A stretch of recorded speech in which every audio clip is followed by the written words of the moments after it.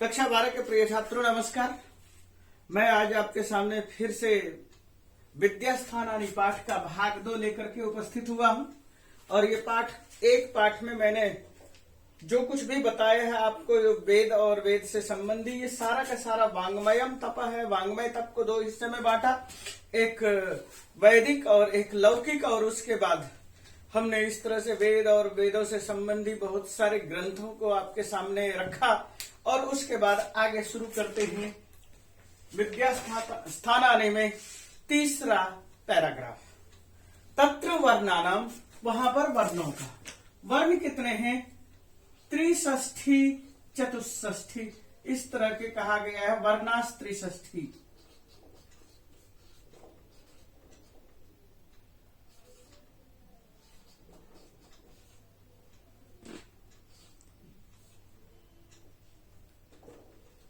तो 63 वर्ण है। इन 63 वर्णों को हम हिंदी में बहुत कम वर्णों को पढ़ते हैं, 49 वर्ण तक पढ़ते हैं।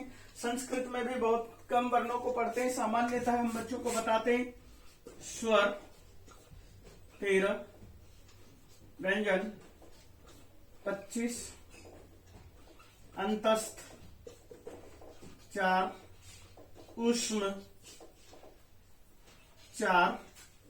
और इसके अतिरिक्त हम जो भी बात करते हैं अयोगवाह, हम ये भी 4 लेकर चलते हैं। ये 4 होता है चंद्रबिंदु, और इसका ये अवस्था अनुस्वार चंद्रबिंदु, एक ये अवस्था है अड़ो। तो इस तरह से हम जो है हलंत, हमने इस तरह से जब इसको लिया तो 5 3 8 और 8 16 4 20 और बचे 2 3 5, ये 50 वर्ण हमें दिखाई देते हैं सामान्यतः। लेकिन ये होते 63 हैं। हम 63 वर्णों की चर्चा 11वीं में पिछले पाठों में किया हुआ है। उस चीज को हम जहां पर 11वीं की पुस्तक है, 11वीं की पुस्तक के पास हम इन चीजों को देख सकते हैं। दिखाया भी है कि वो 63 वर्ण कौन से हैं। तो वर्णास त्रिषष्ठी, यहां पर हम सामान्यतः केवल आपके पास वर्णा नाम स्थानम, वर्णों के जो स्थान हैं, हम स्थान की चर्चा करेंगे। वर्ण है तो वर्ण के स्थान कौन कौन से हैं? वर्ण के स्थान हैं कंठ, तालु, ओष्ठ, दंत, मूर्धा, जिह्वा मूली,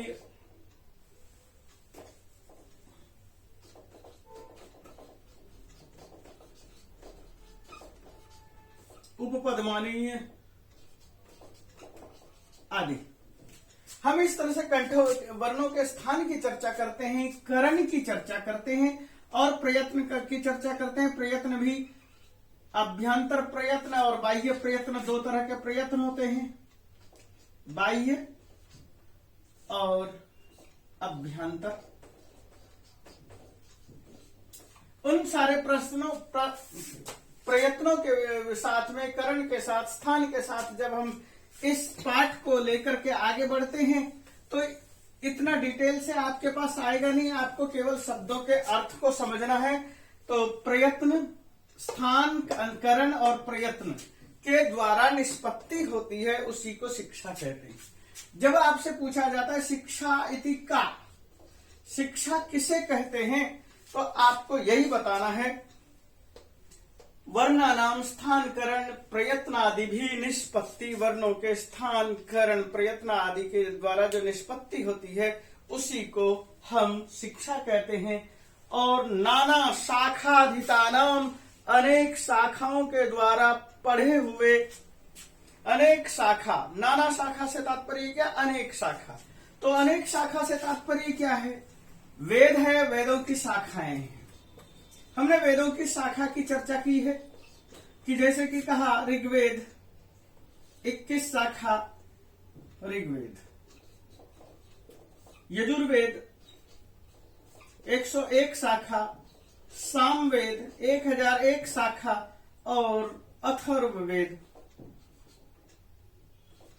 9 शाखा। तो इतनी सारी शाखा, नाना शाखा, अनेक शाखा के द्वारा अधितानाम पढ़े हुए। हर शाखा के व्याकरण को भी अलग अलग नाम से जाना जाता है। हमारे पास कहीं पर जो है पाणिनि व्याकरण है,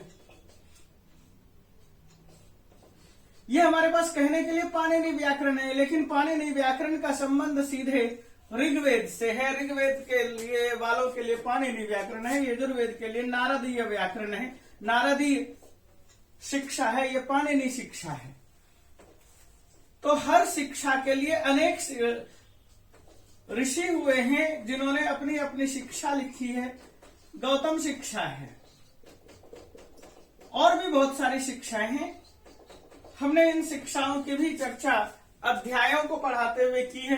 तो हमें ये कहना है, नाना शाखादि अधितानाम, नाना शाखाओं में पढ़ाए हुए मंत्रानाम, मंत्रों के विनियोजकम, विनियोजक सूत्रम, सूत्र को कल्प इति कथ्यते। तो यहां पर जैसे कि ये बताया गया कि शिक्षा किसे कहते हैं। जब भी आपके सामने शिक्षा की चर्चा की जाती है, शिक्षा, तो आप शिक्षा के लिए ये लिखिए, और कल्प के लिए जब ये बात आती है, इसको कहेंगे क्या, शिक्षा। शिक्षा, तो इसकी परिभाषा आप ये देंगे। जब आपसे पूछा जाता है कल्प, तो आप बोलिए नाना शास्त्र, शास्त्राधीतानाम, मंत्राणाम, अनेक शास्त्रों के द्वारा पढ़ाए गए मंत्र का वियोजकम, विनियोजकम।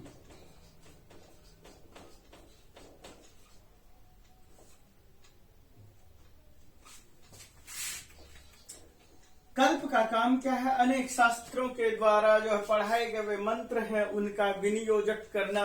हम किस मंत्र का कहाँ उपयोग करें, किस तरह से उसका प्रयोग करते हुए विन्यासन करें, किन किन स्थानों पर, किन किन यज्ञों में किन मंत्रों का उपयोग करें, ये है कल्प। और कल्प के माध्यम से जो है सैकड़ों गृह सूत्र हुए हैं। गृह सूत्र, धर्म सूत्र, स्रोत सूत्र, इस तरह से जो है बहुत सारे सबके गृह सूत्र हैं, स्रोत सूत्र हैं, धर्म सूत्र हैं, और सबसे ज्यादा जो है यजुर। सभी वेदों के अलग अलग हैं, और सभी वेदों के अलग अलग होने के बाद भी यजुर्वेद के लगभग 9 आचार्य हैं, जिनके की सूत्र हैं, स्रोत सूत्र हैं, गृह सूत्र हैं और धर्म सूत्र हैं, जिनके माध्यम से लोग चलते हैं, प्रयोग करते हैं। आगे कहते हैं साचा यजुर्विद्या, और इसी चीज को हम यजुर्विद्या कहते हैं। यजुर्विद्या, ये जितनी चीजें कही गई है कल्प, और कल्प के साथ आगे कहते हैं साच, और वह क्या है, कल्प, यजुर्विद्या। साच यजुर्विद्या, ये यजुर्विद्या है, यानी कि यजुर्वेद विद्या विषयक चीजों का प्रयोग है। क्योंकि प्रातः सवन, मध्याह्न सवन, सायं सवन, और इसी तरह से अनेक तरह के यज्ञों का प्रयोग है, अनेक तरह के यज्ञों का उल्लेख किया गया है। नरमेध, अश्वमेध, बहुत सारे मेधों का उल्लेख है, और उसमें किस तरह से जो है यज्ञ को करना है, उनके मंत्रों का विनियोजन करना है, और उनके लिए यज्ञशाला का निर्माण करना है। यज्ञशाला के विषय में आप पंच जो संस्कार विधि आदि होती है, संस्कार विधि आदि में देख सकते हैं कि किस तरह के जो चांद्रायन कुंड होता है, हवन कुंड होता है, या फिर जो है अर्ध चांद्रायन हवन कुंड होता है, या अनेक तरह के हवन कुंड होते हैं, उनका निर्माण, निष्पत्ति, या फिर जो है इस तरह से जो हवन कुंड है इसका निर्माण और निष्पत्ति, तो इनको जो है बनाते हैं, और इसके अंदर जो है शुल्भ का प्रयोग किया जाता है। शुल्भ शब्द आज भी लोगों के हाथों में देखा जाता है, जिसे हम नापने के तौर पर, धागा के तौर पर, जब भी कोई मिस्त्री, राजमिस्त्री मकान बनाता है, उसके हाथ में एक धागा होता है, धागा में एक लोहे का एक यंत्र सा लगा हुआ होता है जिसको कि हम सुल्ब कहते हैं। तो ये सुल्ब सूत्र के विषय में मैंने आपके सामने जानकारी रखी, यजुर्विद्या के विषय में जानकारी रखी, और शब्दानाम आख्यानम व्याकरणम, इसके अतिरिक्त शब्दों के आख्यान को व्याकरण कहते हैं। शब्दानाम, आप जब आप इसको देखेंगे पाणिनि को, तो वो क्या कहते हैं, अथ शब्दानाम अनुशासनम।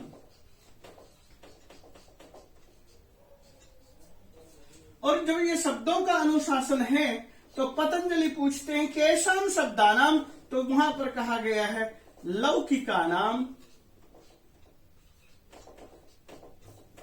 वैदिकानाम। लौकिक शब्दों का और वैदिक शब्दों का अनुशासन करना। तो व्याकरण का मूल उद्देश्य यही है कि लौकिक शब्दों का और वैदिक शब्दों का प्रयोग सही करना। क्यों हम पढ़ते हैं लौकिक शब्द? तो शुद्ध शुद्ध शब्दों के स्वरूप का प्रयोग करें। तो पशपशानिक में प्रयोग किया गया है, हे असुरा हेलयो हेलय इति कुर्वन्ता पराबभुवु, वे असुर थे, हे आर्यो कहने की जगह पर हेलय कह के और हार गए।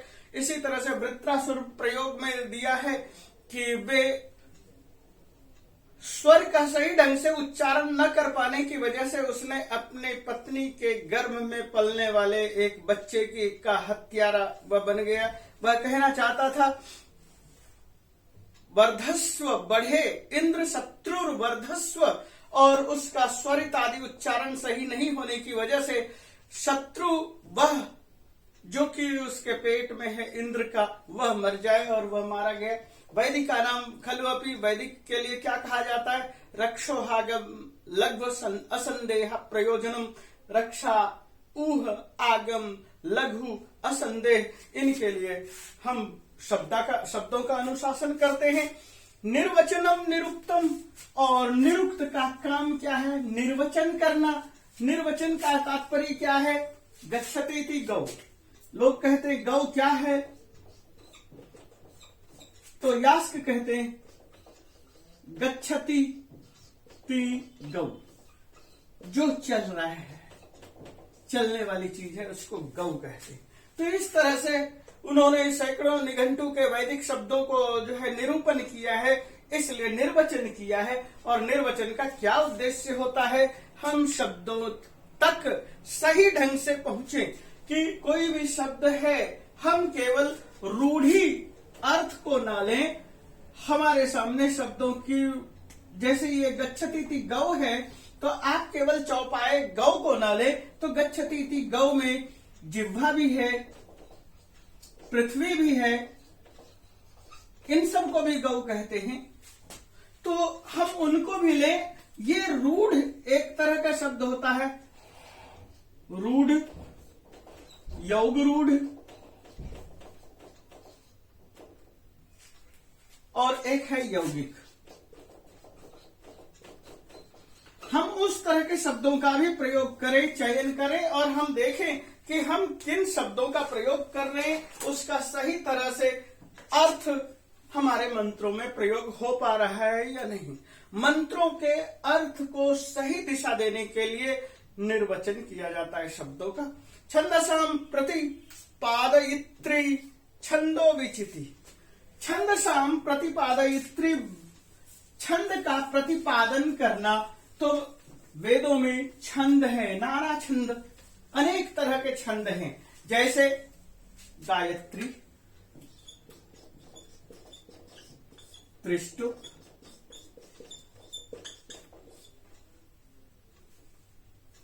इस तरह के बहुत, जगती, इस तरह के सैकड़ों छंद है। यहाँ पर बहुत सारे छंदों की चर्चा करने का स्थान नहीं है, तो हम इस तरह से ये बता सकते हैं कि यहाँ पर सैकड़ों छंद हैं, और उन छंदों का प्रयोग करते हुए, उन छंदों के माध्यम से हम जिन चीजों को जानते हैं, और इस चीज को ज्यादा डिटेल में जानने के लिए हलायुग, ये पिंगल के छंद शास्त्र को देख सकते हैं। और छंद शास्त्र में पहले वैदिक छंदों का, बाद में लौकिक छंदों का उल्लेख किया है और वहां पर बहुत सारे छंदों का विधान है, उस चीज को देख सकते हैं। तो हमने क्या कहा, शिक्षा के विषय में जानकारी दी, शिक्षा की परिभाषा, कल्प की परिभाषा, व्याकरण की परिभाषा, निरुक्त की और छंद की परिभाषा दी। तो शिक्षा में क्या था, पाणिनि, गालव, मानव, गौतम, नारद आदि की शिक्षा है। और कल्प में क्या है, इष्टिका चयन, यज्ञ मंडप, कुंड निर्माण, अनेक यज्ञ, 10 पर्व, पौर्णमास्य, अश्वमेध आदि। और व्याकरण में क्या है, अष्टाध्यायी, धातु पाठ, लिंग, अनुशासन, ये तो पाणिनि कृत जो हम प्राचीन परंपरा से पढ़ते हैं उस तरह की क्रिया है, उसी चीज को ले रहे हैं यहाँ पर। अन्यथा जो है आप क्या कहते हैं, लघु सिद्धांत कौमुदी, मध्य सिद्धांत कौमुदी, प्रौढ़ में मनोरमा आदि के माध्यम से भी व्याकरण को जान सकते हैं। लेकिन उन सबके मूल में यही है, अष्टाध्यायी के ही सूत्रों का प्रक्रिया के तौर पर इस्तेमाल किया गया है। किसी को सामासिक प्रक्रिया पढ़ाना है तो समास वाले हिस्से को पहले रख दिया, किसी को कारक पढ़ाना है कारक के ढंग से उसको रखा गया, ये प्रक्रिया है। और इसके अतिरिक्त हम और एक नाम ले सकते हैं, काशिकाकार वामन और जयादित्य, जिसने काशिका की रचना की है, जो कि महाभाष्य का संक्षिप्त स्वरूप है। तो व्याकरण में जो था ये अष्टाध्यायी मूल है। अष्टाध्यायी के सूत्रों पर ही वररुचि ने वार्तिक लिखा था और वार्तिक और अष्टाध्यायी के सूत्रों को दोनों को मिलाकर पतंजलि ने महाभाष्य की रचना की। और उसके बाद काशिकाकार ने, वामन और जयादित्य ने काशिका की रचना की जो संक्षिप्त रूप था। और उसके बाद समय समय पर, चाहे वो भट्टोजी दीक्षित हो, वरदराज हो, अन्य बहुत सारे विद्वान हैं, उन लोगों ने व्याकरण पर अपना अपना काम किया है। निरुक्त निघंटु शब्दकोश है, वैदिक शब्दों का कोश निघंटु है, उस पर यास्क के द्वारा जो भी कुछ लिखा गया तो उसको निरुक्त कहते हैं। छंद जो है पिंगलकृत छंद शास्त्र है। ओम से लेकर के एक वर्ण से, एक मात्रात्मक मंत्र से लेकर के 48 और 56 और 52 वर्णों के समूह के वार्णिक छंद हैं और फिर मात्रिक छंद हैं। उन सारे छंदों के लौकिक छंद का भी प्रयोग है, जैसे कि अनुष्टुप है, इंद्र वज्रा, उपेंद्र वज्रा, मालिनी, शार्दुल, विक्रीडितम, शिखरिणी आदि छंदों का भी उल्लेख है। तो हमने ज्योतिष की बात करनी है, छंद तक की बात कर ली। तो आचार्य लागध है, 1400 ईसा पूर्व पैदा हुए थे। और इसके अतिरिक्त वशिष्ठ के ज्योतिष शास्त्र है, भृगु के ज्योतिष शास्त्र है, और वशिष्ठ और विश्वामित्र के ज्योतिष का गणना क्रम के हिसाब से ही दोनों में कुछ मतभेद हुआ। इस तरह की भी लोगों की मान्यता है। एक कह रहे हैं जीवे में शरद शतम, 100 साल तक जिए, वो शरद ऋतु को ही मास का अंत मानते हैं। और कुछ लोग जो है आगे चल करके चैत्र फाल्गुन को ले जाकर के मास मानते हैं। तो इस तरह की विचारा थी, कुछ विचारधारा ज्योतिष के साथ की लड़ाई की विचारधारा थी। मुझे उन चीजों को यहाँ उपस्थित करने की आवश्यकता नहीं है। भृगु के लिए ज्योतिष शास्त्र है। इसके अतिरिक्त भारत की खोज करने वाले लोगों ने, भारत की सहायता लेने वाले लोगों ने देखा कि उनके वहां पर जो सुमेरियन कैलेंडर थे या मिस्र के कैलेंडर थे, उन कैलेंडर ने किस तरह से उन्नति की और उनके बाद उन लोगों को खोजा गया तो उन पर भी भारतीय छाप दिखाई दिया। ये एक विशेष मान्यता रही। और उसी के साथ जब हम इस चीज को यहाँ पर क्या कहते हैं, ज्योतिष से के संबंध में जो बात करना था वो बात मैंने कर दी कंप्लीट। तो इसके बाद कहते हैं पौरुषेयम तो प्रमाणम अन्वीक्षिकी। पौरुषेय ग्रंथ किनको कहा, हमने अपौरुषेय की चर्चा की थी। तो पौरुषेय किनको कहा, जो पुरुष के द्वारा निर्मित ग्रंथ हैं उनको पौरुषेय ग्रंथ कहते हैं। और पौरुषेय ग्रंथ जो भी हैं वो क्या कह रहे हैं, जो षड दर्शन आप लीजिए, इसमें षड दर्शन में सबसे पहले क्या है, सांख्य, योग, न्याय,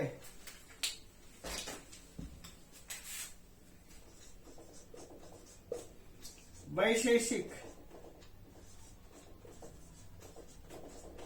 मीमांसा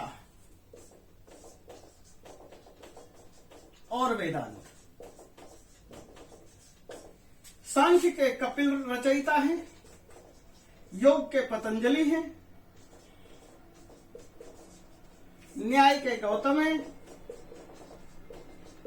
वैशेषिक के कणाद हैं, मीमांसा के जैमिनी हैं और वेदांत के बादरायण हैं।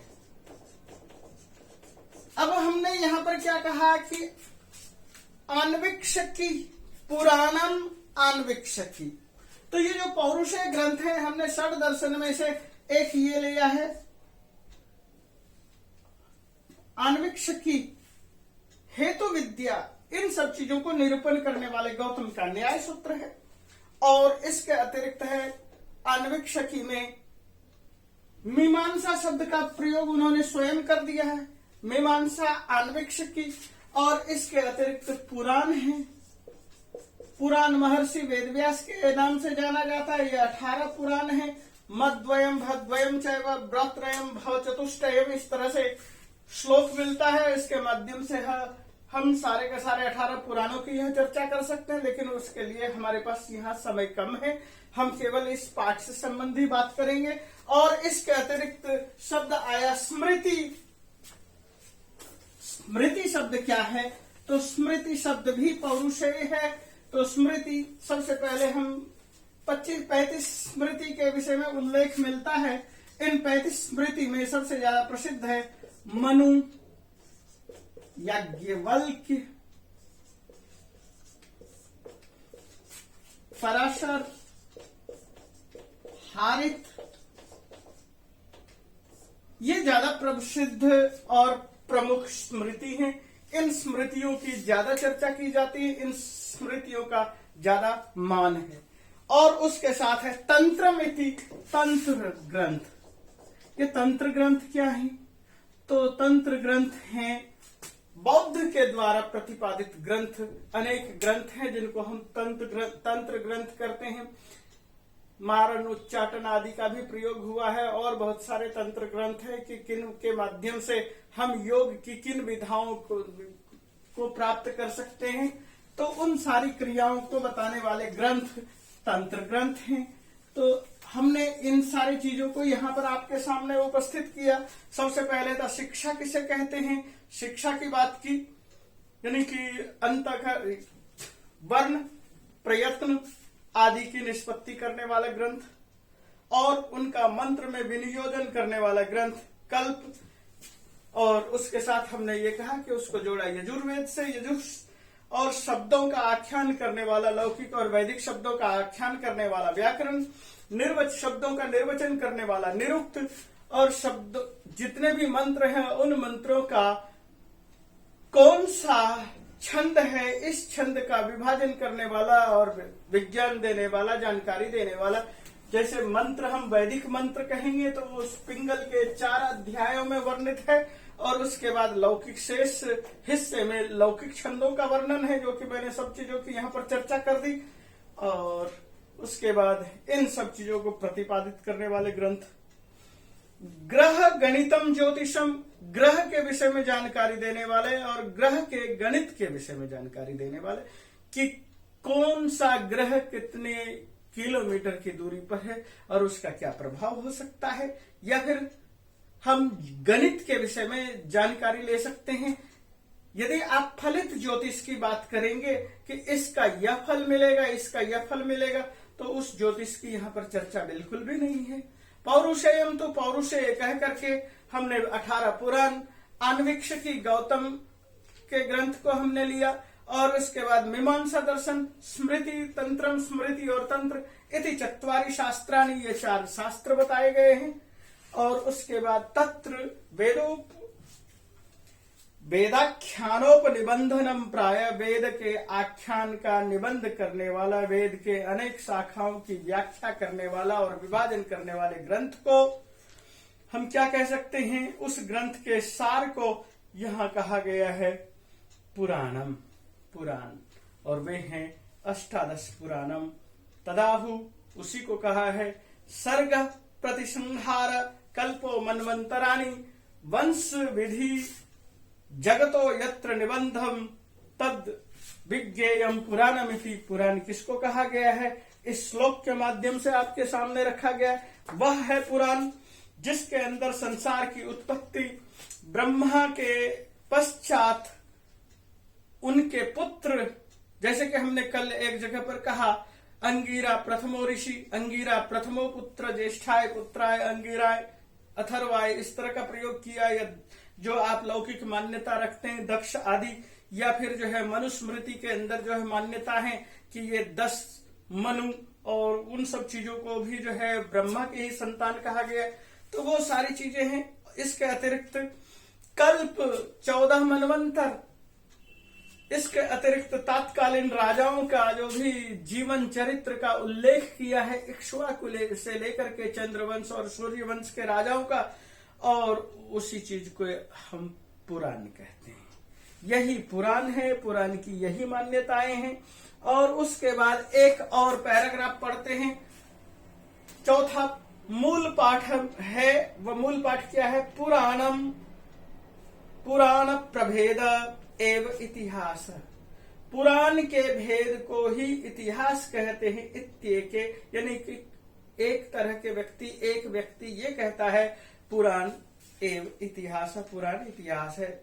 सच द्विविधा, वह जो 2 तरह का होता है। यहां पर पहले कहा पुराण, इत्येके, इस चीज को क्या कहा है? इतिहास, इसमें इतिहास ले लिया है। इतिहास ऐसा कहा गया है। ऐसे अनेक जो हमारे पास पुराणों के अंदर जो है सर्ग, प्रतिसर्ग, मनवंतर, राजा, मुनि, सब चीजों का क्रम से एक वर्णन करने वाला जो ग्रंथ था वह मन यही था। और इसी वजह से इसको लोगों ने इतिहास मान लिया। इतिहास ऐसा था, ऐसा हुआ था।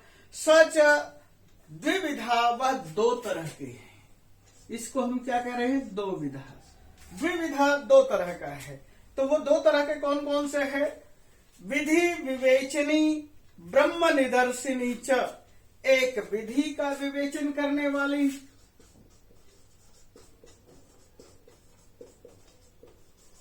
और एक ब्रह्म निदर्शनी। विधि का विवेचन करने वाले ग्रंथों को हम ब्राह्मण ग्रंथ के तौर पर जब इस्तेमाल करते हैं, और ये जो है उपनिषद ग्रंथ है या आरण्यक ग्रंथ और उपनिषद ग्रंथ है जिनमें हम अक्षर ब्रह्म तक की चर्चा करते हैं, उन चीजों का प्रयोग किया गया है। इसके अतिरिक्त अष्टादशैव श्रुत्य स्मरण स्मृतय, 18 क्या है? पुराण है, श्रुति है, श्रुति ग्रंथ है, अर्थ स्मरणात् स्मृतय, जिनके अर्थ के स्मरण मात्र के लिए, जिनके अर्थ को स्मरण किया गया है, वे ग्रंथ स्मृतियां हैं। यानी कि मनु ने जो कुछ भी कहा था उसको बाद के लोगों ने याद कर करके हम तक पहुंचाया है, उन सब चीजों को स्मृति कहते हैं। तानी इमानी 14 विद्यास्थानानि, उन सब चीजों को यहाँ पर कहा विद्यास्थान।